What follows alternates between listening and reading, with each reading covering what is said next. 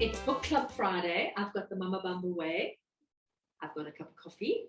And the Mama Bamba Way is just the most beautiful book to be highlighting this month. And it fits in beautifully with our theme of communication. I hope that some of you have had a chance to watch the chat that we had with Robin when she was talking about communicating with the unborn baby. And the Mama Bamba Way includes a lot of that.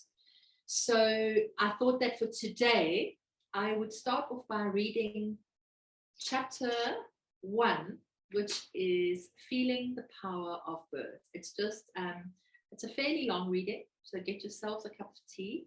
Pause if you need to get yourselves a cup of tea or a juice or something so that you can listen to this reading. And if you haven't got this book and you're looking for a beautiful book to read, to take you on, to give you another perspective on birth that you wouldn't necessarily see, possibly not even in the course material that I offer. I'll certainly touch on it, but this really does go a lot deeper. It is a way of really going within. And, you know, in February, we talked about my book club book of the month was Birthing from Within. Birthing from Within and the Mama Bamba Way are two of my favorite books about birth because it goes to a deeper level and really is about feeling the power of birth and the transformative possibilities that are held within the birth experience. So pause, grab yourself a cup of tea, and then I'm going to read you Feeling the Power of Birth from the Mama Bamba Way.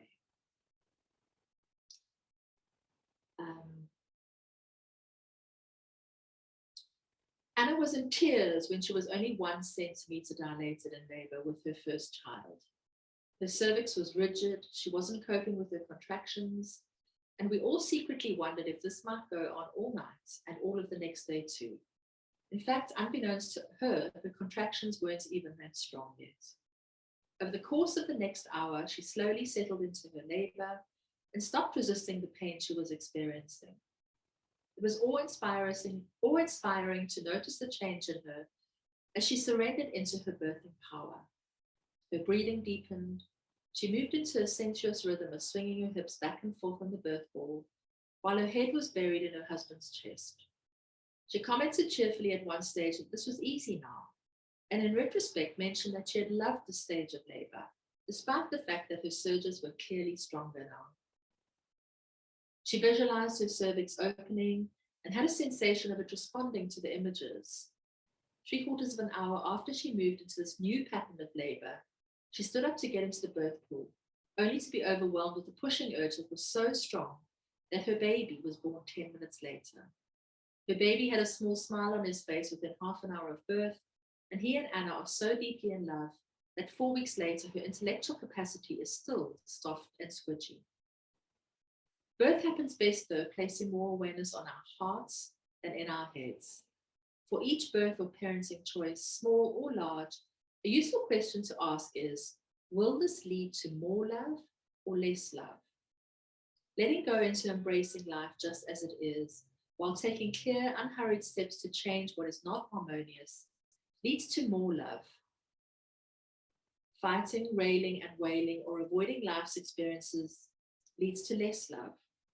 Birth is a time of profound experiences whose intensity creates the ability to love more deeply. Loving birth is a parallel experience to loving life. We cannot experience birth filled with love and laughter without embracing the fullness of it. The idea of embracing the pain and intensity of birth may seem frightening or foolish at first, but wholeheartedly living once the experience transmutes it. In birth, welcoming each painful sensation as it arises has the potential to change that experience. The interdependence of physiological, psychological, intellectual, and spiritual approaches to life is clearly exemplified at times of birth and death. These transitional states embody an intensity that, when embraced, transform us and the world around us. Birth can become ecstatic and pleasurable when we love it. Death, too, when held close, has the potential to heal enormous emotional wounds in both the dying and the grieving. I've been at the bedside of a friend dying of cancer who was thrashing around in a coma. As bystanders, we all looked at one another helplessly, feeling out of our depth, not knowing how to help him in his terrified isolation. Then we spoke so loudly to his body. No, then we spoke to his body, not really believing that he was anywhere that could hear us. We told him that we loved him enough to allow him to leave when the time was right.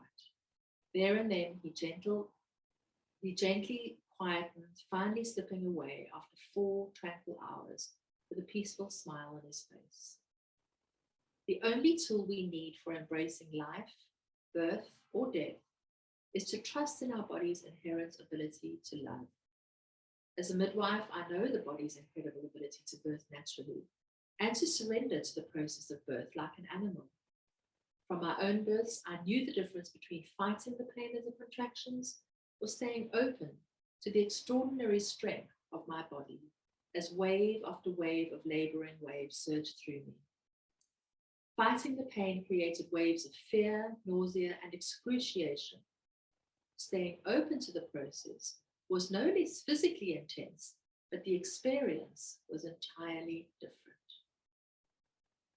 I am reminded of how we as women can experience sex as the most extreme pleasure or the most intense pain that we know.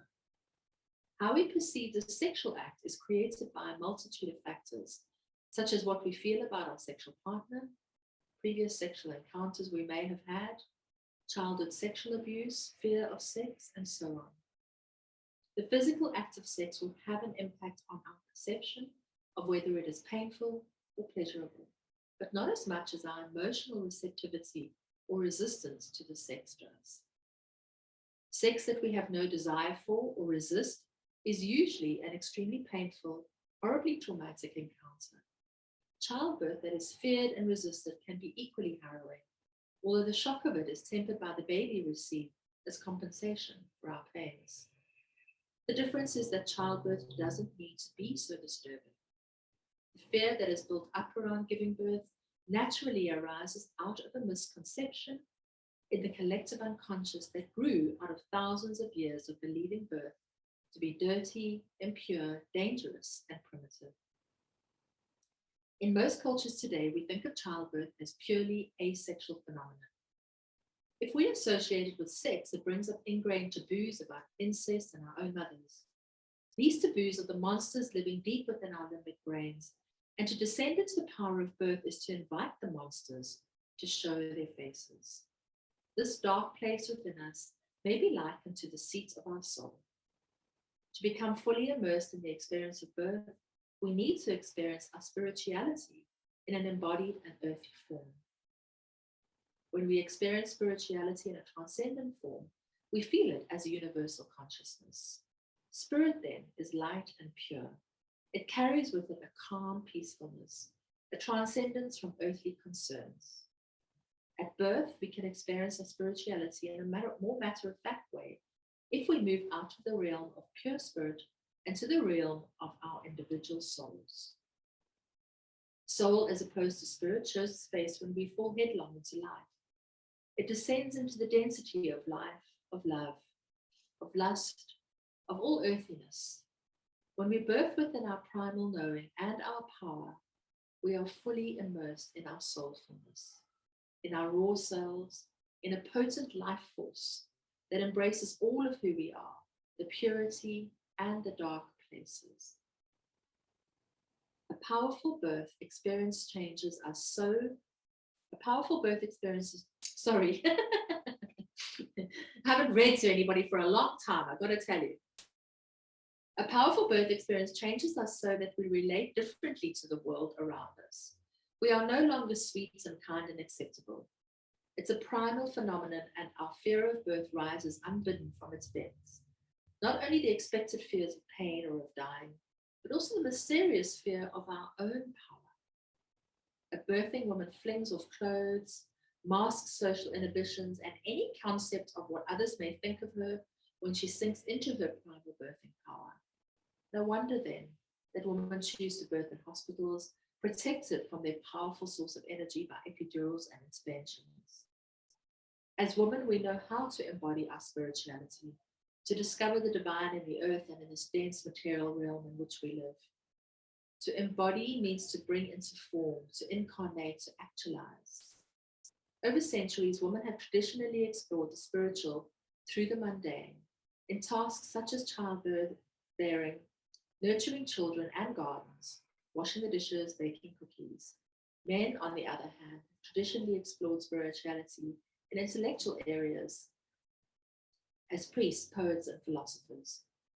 Clearly, women with education and acknowledgement are capable of the great spiritual insights uncovered in intellectual and meditative pursuits, but it is sad if in doing so we lose our ability to nourish the divine in our everyday existence.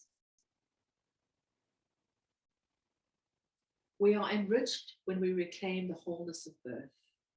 The word holy derives from whole, meaning whole, healthy, unhurt in Middle English. Embracing the wholeness, including the intense and physical sensuality of birth, brings the sacredness back into birthing. I have assisted women who birth calmly, breathing through each surge with no resistance to the forces pouring through their body. And I have assisted women who bellow to the moon and become like Amazons as the power of the birth rushes through them. Each of these women was true to herself and responding moment by moment to the process of birth.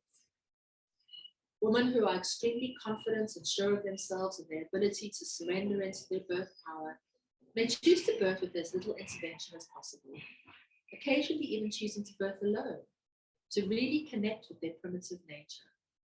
Most women choose to have a support system in place to help and encourage them with the surrender. A midwife, a partner, a mother, a birth attendant, or an obstetrician. A birth companion or a doula's role at birth is to understand each individual's birthing woman's needs and to respond appropriately, thus helping her to feel secure and trusting enough during birth to fully submit to the primal power of the birthing body. There is something truly naked about the experience of a powerful birth. It is undiluted, seldom perfect in its unfolding. There may even be moments when the intensity becomes overwhelming. It is also a peak life experience, with detailed memories that become deeply etched in the psyche, of a face cloth held against a cheek, a kettle glinting on the kitchen counter, a midwife's supportive hand creating counter pressure on the sacrum, of the interior deepness of facing demons, soft waves washing through, carrying us away, and strong ones forcing us back.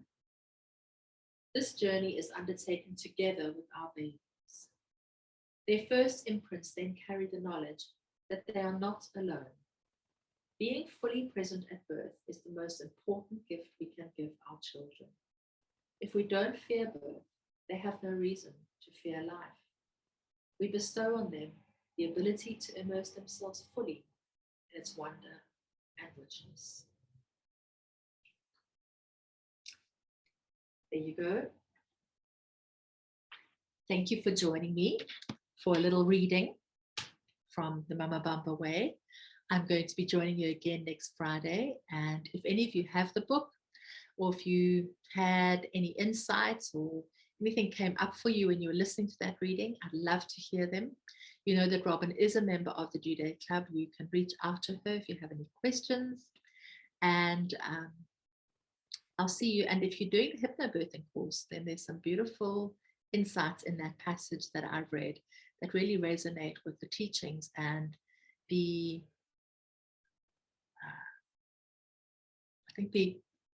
inner stuff that might come up for you when you are working through those hypnobirthing lessons, and when you are listening to the audio recordings, and the visualizations will be coming soon.